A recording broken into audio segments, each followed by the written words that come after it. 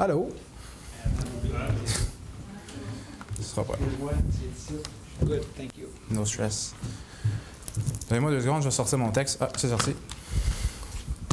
All right. Bon après-midi tout le monde. Je suis content les gars que vous soyez là. Je vais me prendre un petit 2 secondes dimanche après-midi. Ah, après-midi? Oui. On est bien dimanche après-midi? Oui, OK.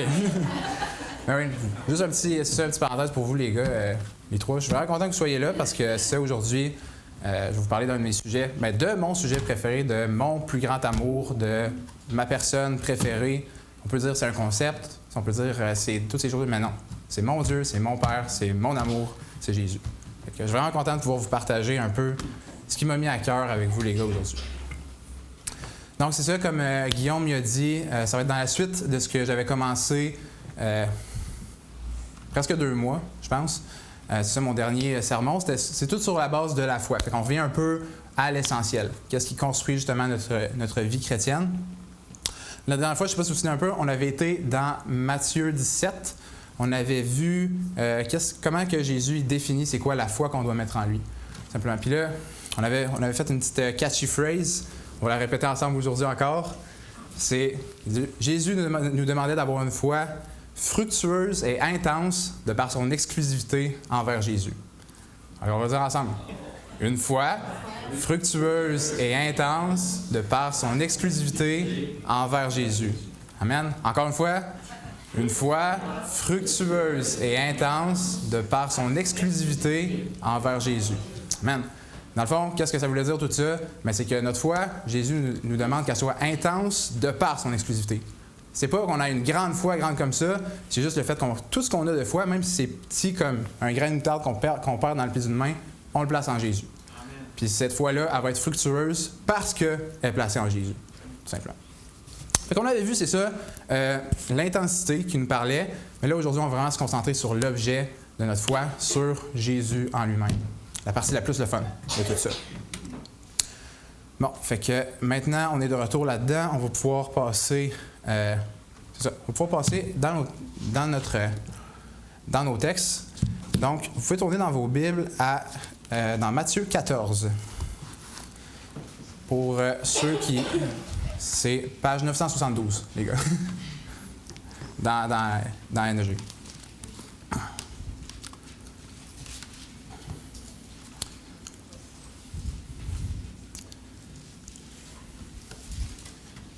Donc aujourd'hui, notre texte, Matthieu 14, les versets 22 à 33. Non. Aussitôt après, il obligea Jésus, les disciples à monter dans la barque et à passer avant lui, de l'autre côté, pendant qu'il renverrait la foule. Quand il l'eut renvoyé, il monta sur la montagne pour prier à l'écart, et comme le soir était venu, il était là seul. La barque, déjà au milieu de la mer, était battue par les flots, car le vent était contraire. À la 4e veille de la nuit, Jésus alla vers eux, marchant sur la mer. Quand les disciples le virent marcher sur l'eau, ils furent troublés et dirent « C'est un fantôme !» Et dans leur frayeur, ils poussèrent des cris. Jésus leur dit aussitôt « Rassurez-vous, c'est moi. N'ayez pas peur. » Pierre lui répondit « Seigneur, si c'est toi, ordonne que j'aille vers toi sur les eaux. » Et il dit « Viens. » Pierre sortit de la barque et marcha sur les eaux pour aller vers Jésus. Mais, voyant que le vent était fort, il eut peur. Et comme il commençait à enfoncer, il s'écria « Seigneur, sauve-moi !» Aussitôt, Jésus étendit la main, le saisit et lui dit « Homme de peu de foi, pourquoi as-tu douté? » Et ils montèrent dans la barque et le vent cessa.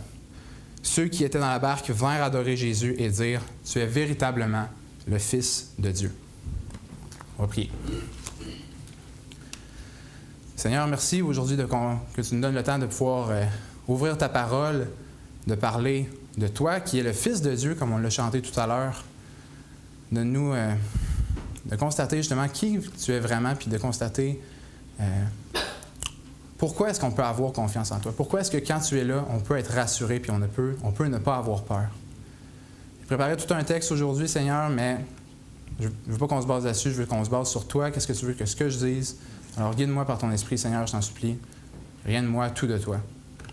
Je prie ça au nom de ton Fils Jésus. Amen. All right. Donc, comme j'ai dit, aujourd'hui, on parle de confiance. On parle de, est-ce qu'on peut, c'est quoi les raisons pourquoi est-ce qu'on peut mettre notre confiance en Jésus? Tout simplement. Puis, pourquoi est-ce que c'est important de savoir si on peut lui faire confiance en Jésus? Bien, c'est parce qu'il nous en demande relativement beaucoup, en guillemets. On va voir que c'est pas tant beaucoup, au final, on va voir ça après, mais, tu sais, il nous demande de mourir à nous-mêmes puis de vivre pour lui. On s'entend? Pour demander quelque chose comme ça, il faut avoir une certaine stature. Il faut être quelqu'un pour pouvoir demander ça. C'est dans Jean 12, les versets 23 à 26, il est écrit, Jésus leur répondit, « L'heure est venue où le Fils de l'homme doit être glorifié. En vérité, je vous le dis, si le grain de blé qui est tombé en terre ne meurt, il restera seul, mais s'il meurt, il porte beaucoup de fruits.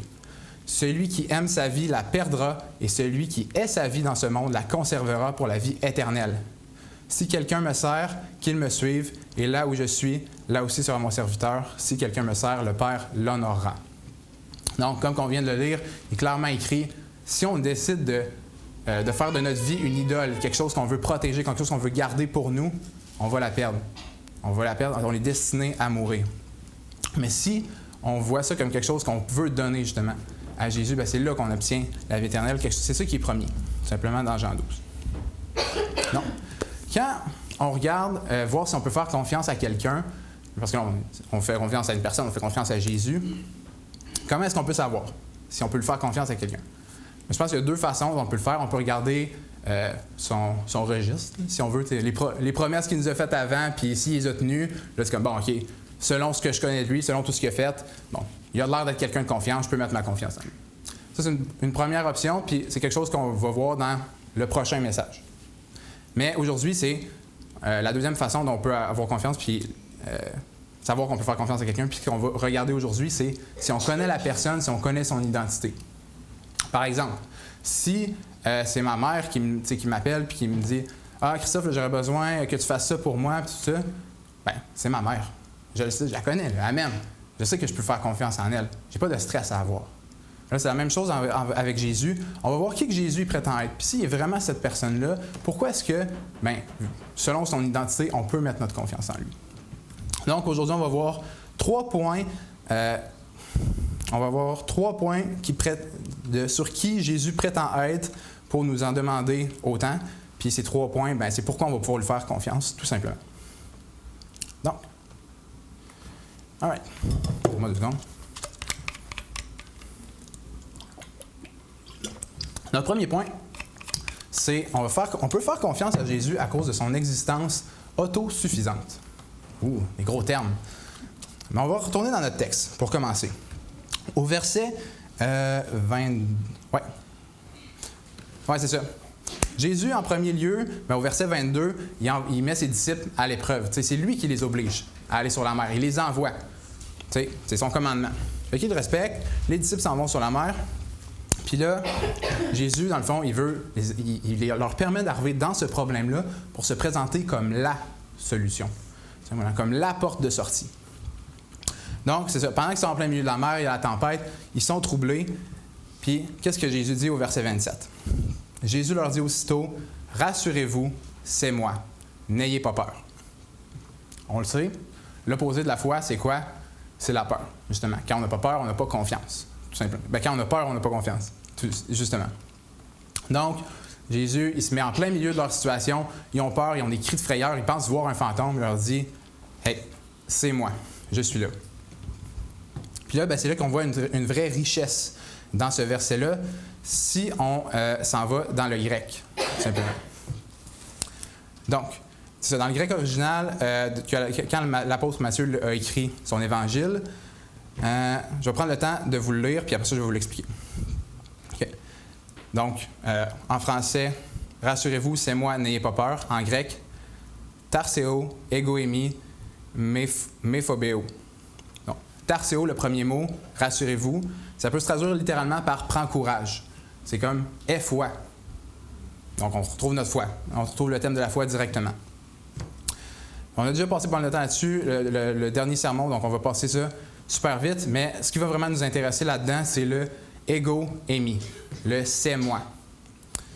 Ego, je. Émi, suis. On pourrait littéralement lire ce verset-là, « rassurez-vous ou ayez foi, je suis. N'ayez pas peur. Pour ceux qui connaissent peut-être moins le contexte biblique et tout ça, je suis, c'est littéralement le nom de Dieu. Simplement. C'est le nom que Dieu utilise lorsqu'il se révèle à Moïse, puis on va le voir tout de suite après. Si on le lit en hébreu, en fait, on pourrait lire « Rassurez-vous, Yahweh, n'ayez pas peur ». Donc ici, ça donne une drôle de tournure de phrase, mais Jésus vient clairement annoncer que c'est par le fait qu'il est, par le fait de son identité en lui-même. C'est pas nécessairement parce qu'il y a quelqu'un qui est là, qui est en train de marcher sur l'eau, qui ne devrait pas avoir peur, non. C'est parce que c'est lui, c'est je, il est Dieu. Justement, on va aller voir ça tout de suite dans Exode 3, au verset 13 à 15.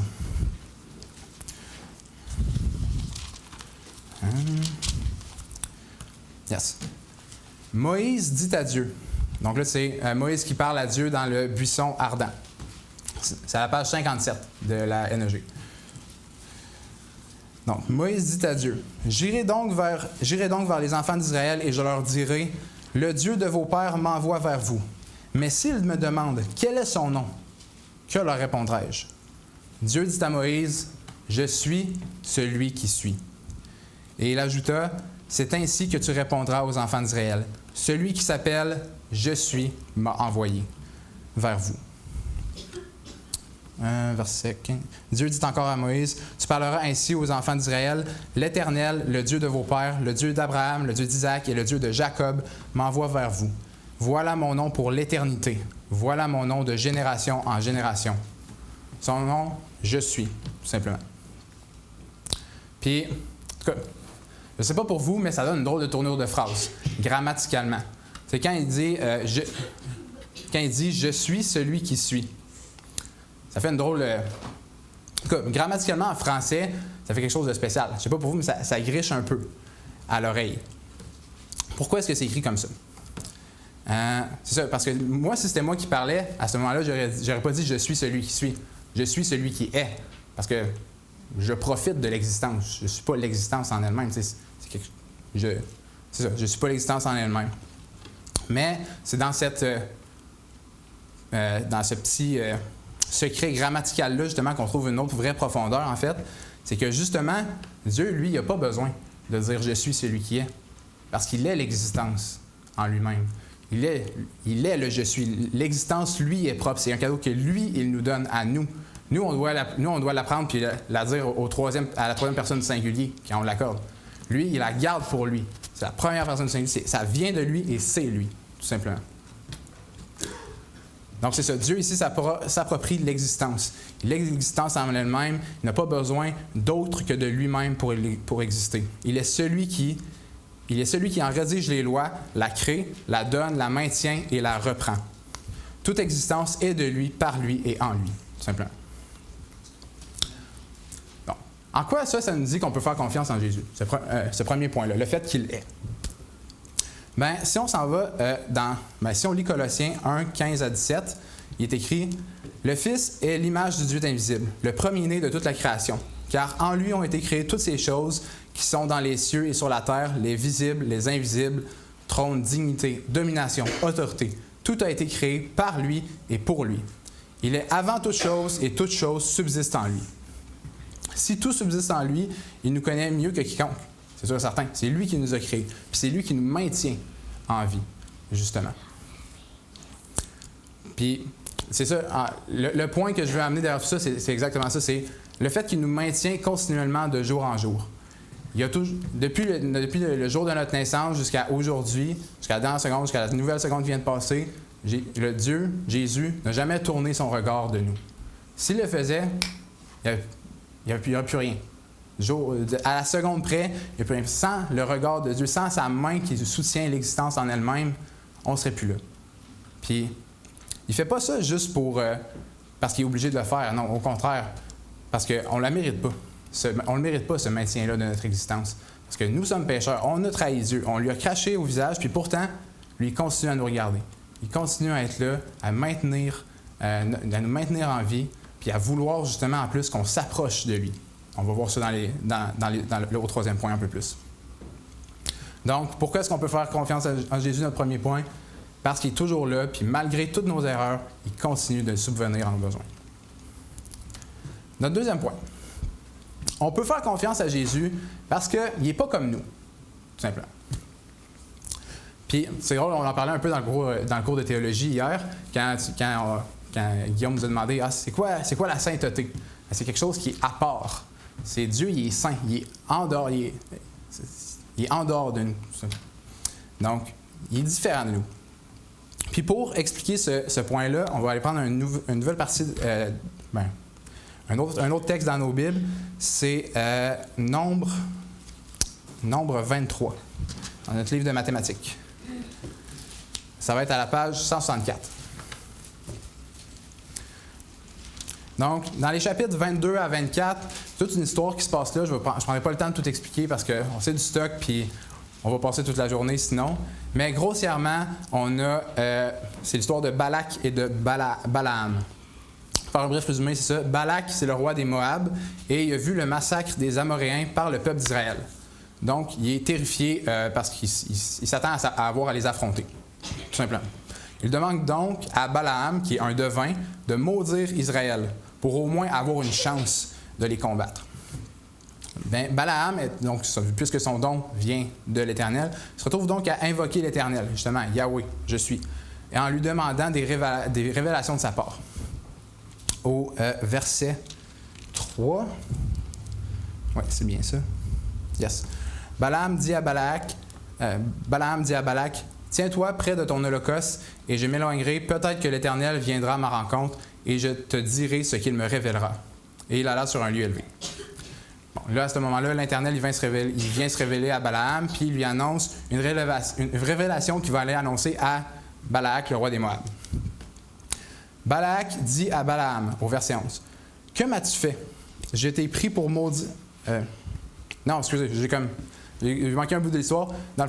C'est ça. Balak, il veut que Balaam lui maudisse, mais l'Éternel, il dirige Balaam pour qu'il fasse juste bénir Israël. Il peut seulement dire des bénédictions. Il n'y a aucune malédiction à ce moment-là de l'Éternel qui peut aller sur Israël parce que c'est son peuple, c'est le peuple qui l'a choisi. Donc là, c'est au grand désarroi du roi des Moab. On s'entend. Fait que c'est ça. Balak dit à Balaam, « Que m'as-tu fait? Je t'ai pris pour maudire mon ennemi, et voici, tu l'es béni. » Donc, à ce moment-là, Balaam donne donc une seconde bénédiction pour Israël. Et on retrouve ce passage qui va nous intéresser aujourd'hui, le verset 19. « Dieu n'est point un homme pour mentir, ni fils d'un homme pour se repentir. Ce qu'il a dit, ne le fera-t-il pas? Ce qu'il a déclaré, ne l'exécutera-t-il pas? » Donc, comment est-ce qu'on peut savoir que Dieu est digne de confiance? Il n'est pas un homme pour mentir, il n'est pas fils d'un homme pour se repentir. Attention, c'est un passage, si on le prend trop vite, ça peut être compliqué un peu. Parce que là, ça dit clairement, Dieu n'est pas un homme, Dieu n'est pas un fils d'un homme. Jésus, pourtant, c'est un homme. Fais attention, Dieu n'est pas un homme de ces aspects-là, il n'a pas ces aspects-là de l'humanité. Dieu s'est fait homme en tant que Jésus, que ce soit très clair. Mais il n'a pas pris ces aspects-là de l'humanité quand il s'est fait homme, justement. Il n'a pas pris le mensonge qu'on peut faire et il n'a pas pris la capacité de faire des erreurs que nous, on a. Donc, important à comprendre. C'est ça, il n'y a pas ces deux traits humains-là, il ne ment pas. Les deux premières lignes nous donnent la cause de pourquoi est-ce qu'on peut faire confiance en Jésus.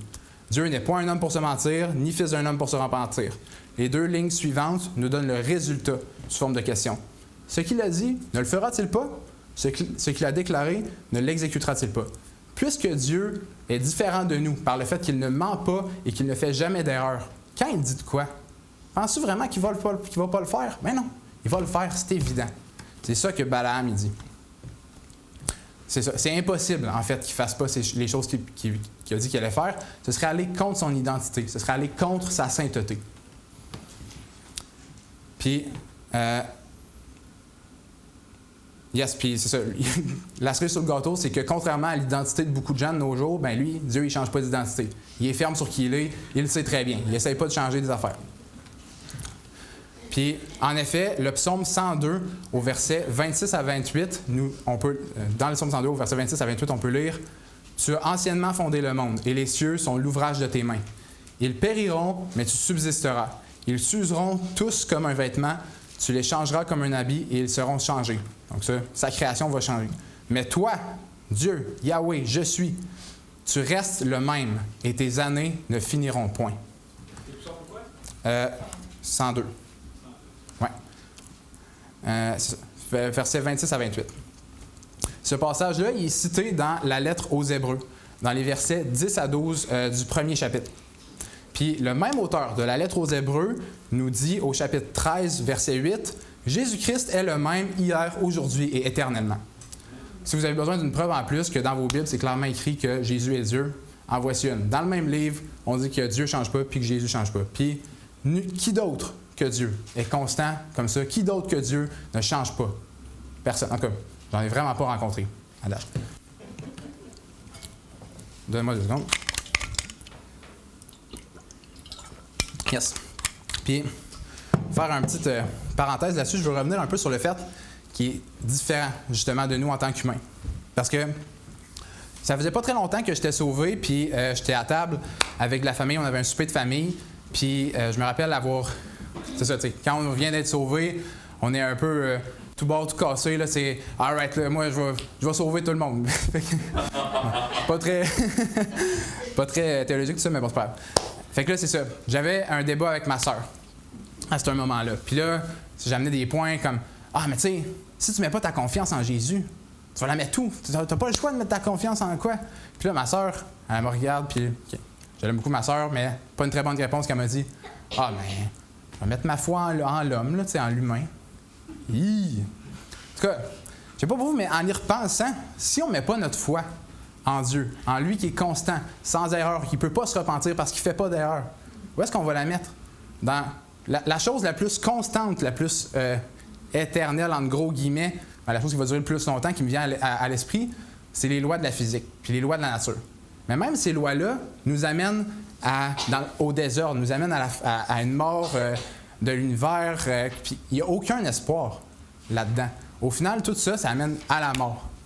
Puis là, si on regarde l'humain, je ne sais pas si vous voyez l'état du monde de nos jours, mais c'est ça. On peut regarder l'histoire puis se dire, puis voir tous les massacres, tous les viols, tous les vols, tout ce qui s'est passé, puis là, dire après, « Ah, je vais mettre ma confiance dans l'homme. » Moi, je pense qu'il est capable de se reprendre. Non. X ne deviendra pas Y tout d'un coup. Ça n'a pas de sens. Ce serait de la folie de penser que X, en changeant aucune donnée, va donner Y. Non, il faut changer quelque chose dans le calcul. Puis cet ingrédient secret-là qu'il faut changer dans le calcul, c'est mettre un peu de Jésus là-dedans. Donc, c'était ma parenthèse sur ma discussion avec ma sœur. C'est ça, un ingrédient secret pour changer la donne. Il faut mettre quelqu'un de parfait, d'éternel, de constant et de fiable. Il faut mettre Jésus. C'est la seule personne que je connais, puis c'est la seule personne qui est toutes ces choses-là. La seule personne qui est, qui suit. Bon, troisième point, on peut faire confiance en Jésus parce qu'il s'est fait comme nous. Il est différent de nous, mais il s'est fait comme nous. On va relire ensemble le verset 27 de Matthieu 14. Toujours à la page 72, excusez.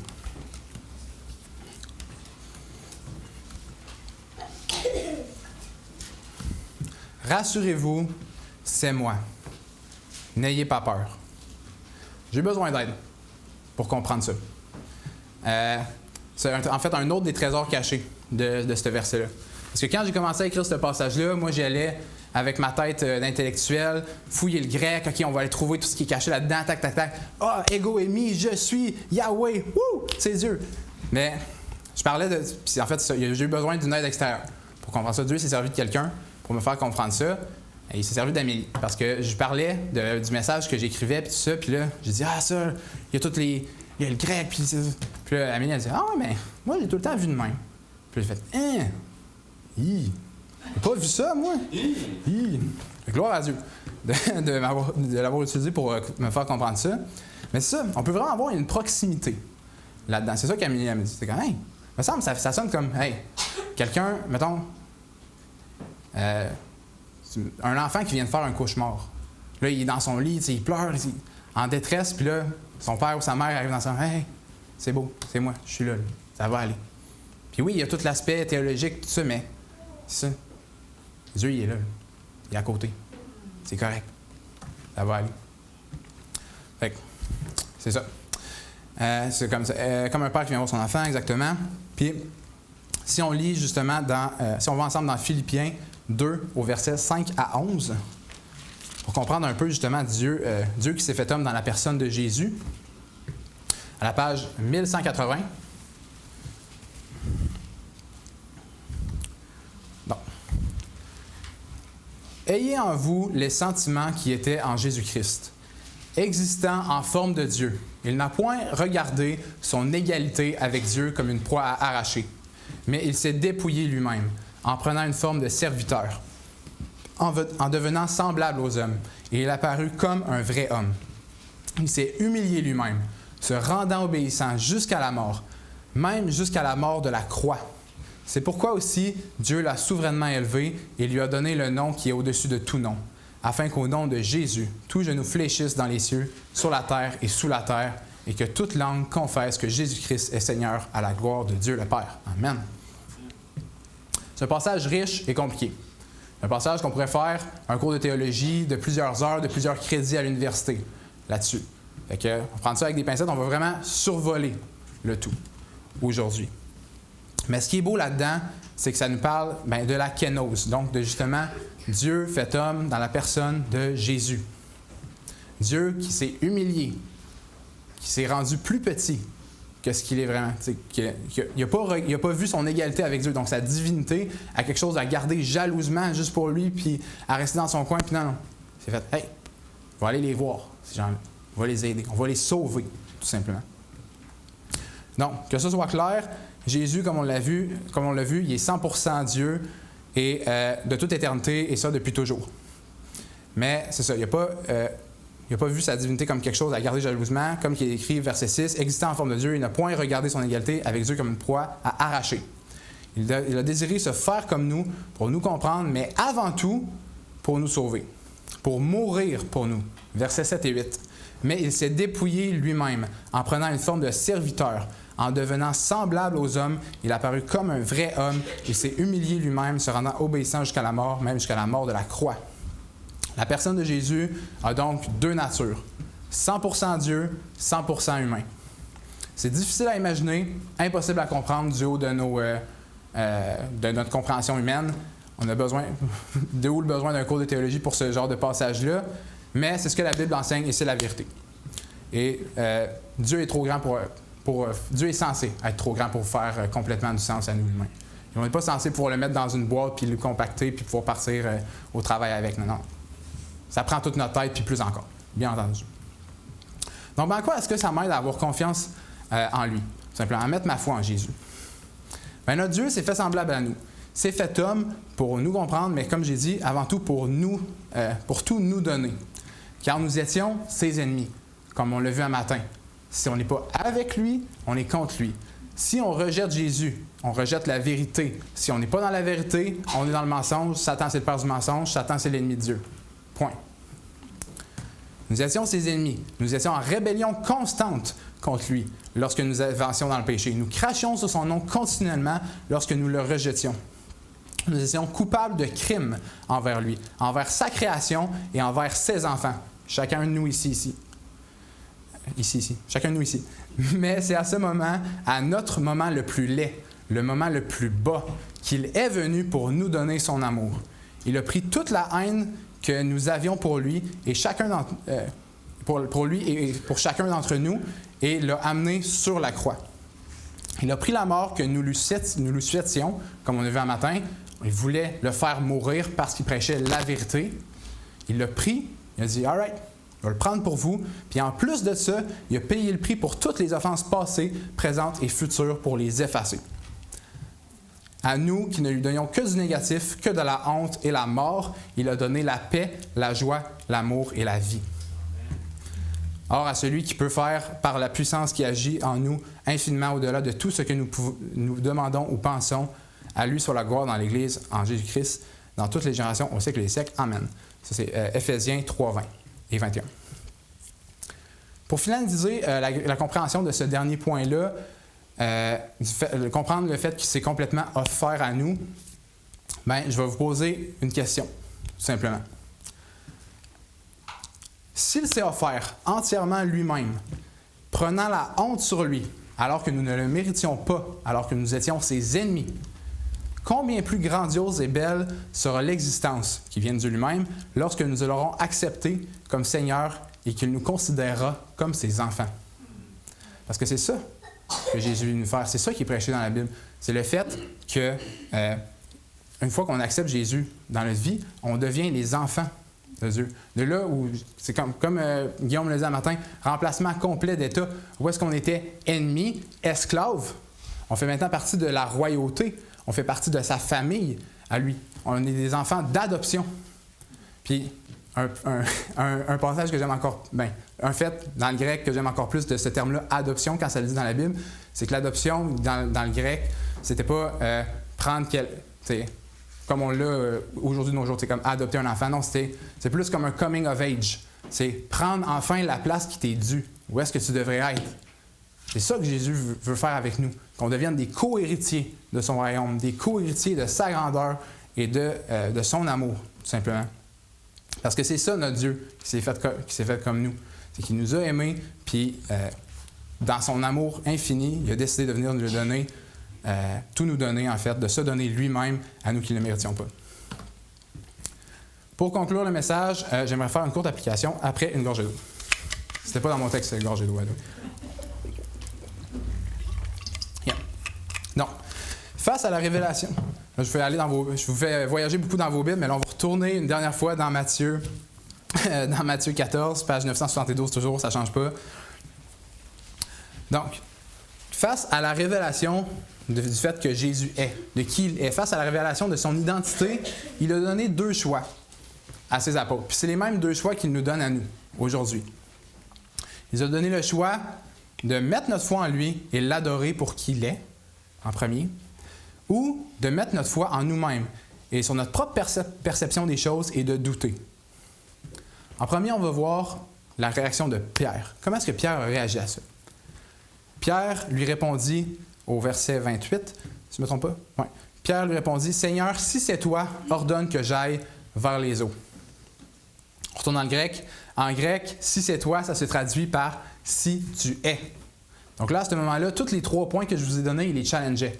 Pierre, si c'est toi, Jésus, donc si tu es proche de nous, si tu es, donc si tu es Dieu, si tu es différent de nous, justement, si tu es ces choses-là, tu vas faire en sorte que je vais marcher sur l'eau. Donc c'est un défi qu'il envoie à Jésus sur son identité. Il a douté la capacité de Jésus et cela a résulté en lui qui coule dans l'eau. Il a douté face à sa propre perception des choses. Ben oui, parce qu'il est écrit au verset 30. « Mais voyant que le vent était fort, il eut peur. Et comme il commençait à enfoncer, il s'écria, « Seigneur, sauve-moi. » Donc, il a vu que les choses faisaient peur. Il a vu que ça bougeait beaucoup. Puis il ne s'est pas basé sur le fait qu'il y avait Jésus devant lui. Puis c'est ça aussi, c'est quand on se fait mettre dans l'épreuve comme ça, on peut regarder autour de nous, puis là, on voit que ça shake, puis tout ça, puis là, ça fait peur. Qu'est-ce qu'on fait? Il y avait juste à regarder devant lui. Jésus était là tout le temps. Là. Il n'est pas disparu pendant que Pierre marchait sur l'eau. Non, Jésus était là devant lui. Je ne pourrais pas dire exactement la distance, mais tu sais, à portée de main. S'il avait juste regardé les yeux sur lui, tout ça, ça ne se serait pas passé. Il ne serait pas coulé dans l'eau. Il s'est basé sur sa propre perception des choses et ça a donné le résultat que ça va toujours donner si on se base sur notre perception des choses. Ça coule, on s'enfonce, notre maison est bâtie sur du sable, il n'y a rien qui tient. On va voir maintenant la réponse des autres apôtres. Comment ils ont réagi. Verset 32, « Ils montèrent dans la barque et le vent cessa. » Donc Jésus et Pierre remontent dans la barque. Verset 33, « Ceux qui étaient dans la barque, donc les autres apôtres, vinrent adorer Jésus et dire, « Tu es véritablement le Fils de Dieu. » Ici, clairement écrit que ceux qui étaient dans la barque sont allés vers Pierre et Jésus et ont adoré Jésus. Tous, sauf Pierre. Ils avaient accepté Jésus pour qui il est. Puis là, je ne pourrais pas dire si c'est le temps de verbe, ça, je n'ai pas regardé dans le grec pour ça, si c'est le temps de verbe, que c'est juste à ce moment-là ou pas. Mais à ce moment-là, en tout cas, pour cet instant-là, il avait accepté Jésus pour qui il était puis pour qui il disait qu'il était. Contrairement à Pierre. Pierre avait douté. Lui, Pierre, c'est quand est-ce qu'il va accepter ça? C'est 2 chapitres plus tard. Matthieu 16. On est dans 14, fait que oui, dans 16. c'est ça, 2 chapitres plus tard dans vos Bibles, que Pierre reconnaîtra Jésus pour qui il est vraiment. Chapitre 16 de Matthieu, verset 16. « Simon-Pierre répondit, tu es le Christ, le Fils du Dieu vivant. » Alors, mon application pour vous aujourd'hui, c'est la suivante. Allez-vous reconnaître Jésus pour qui il est aujourd'hui? Allez-vous mettre votre confiance en lui? Nous venons de le voir ensemble, il en est digne.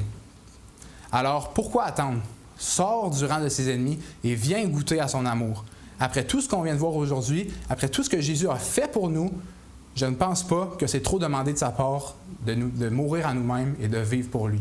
Parce que lui, il a fait infiniment plus et il continue de faire infiniment plus quotidiennement. Au contraire même, c'est le minimum qu'on peut faire. Car comme on a lu plus tôt, c'est pourquoi aussi Dieu l'a souverainement élevé, c'est dans Philippiens 2, verset 9, c'est pourquoi aussi Dieu l'a souverainement élevé et lui a donné le nom qui est au-dessus de tout nom, afin qu'au nom de Jésus, tout genou fléchisse dans les cieux, sur la terre et sous la terre, et que toute langue confesse que Jésus-Christ est Seigneur à la gloire de Dieu le Père. Donc, arrêtez de faire confiance en vous-même et fléchissez les genoux devant Jésus par vous-même. On a le choix de le faire maintenant. On a le choix de vivre pour lui maintenant. Un moment donné, on n'aura plus le choix. Puis ce ne sera pas très positif à ce moment-là.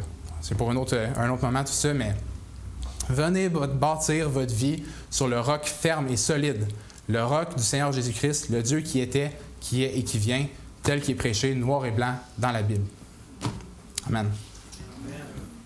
Donc on peut prier ensemble.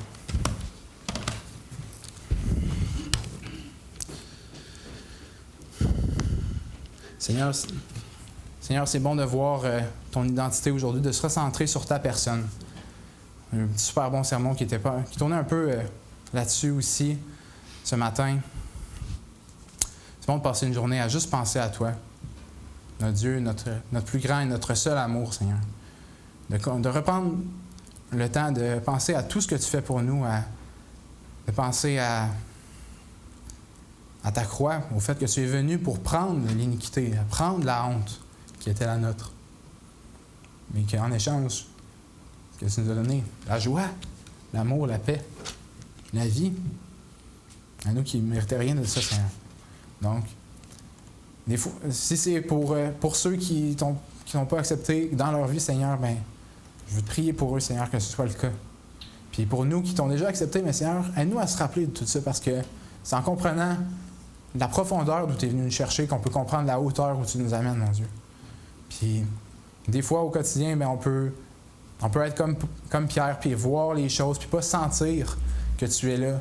Mais Seigneur, donne-nous de justement regarder devant nous, puis de se rappeler que tu es là, sur l'eau, puis que tu nous tends la main, puis que même si on trébuche, c'est pas grave, parce que ta main est juste là, puis tu vas nous tirer de là, Seigneur.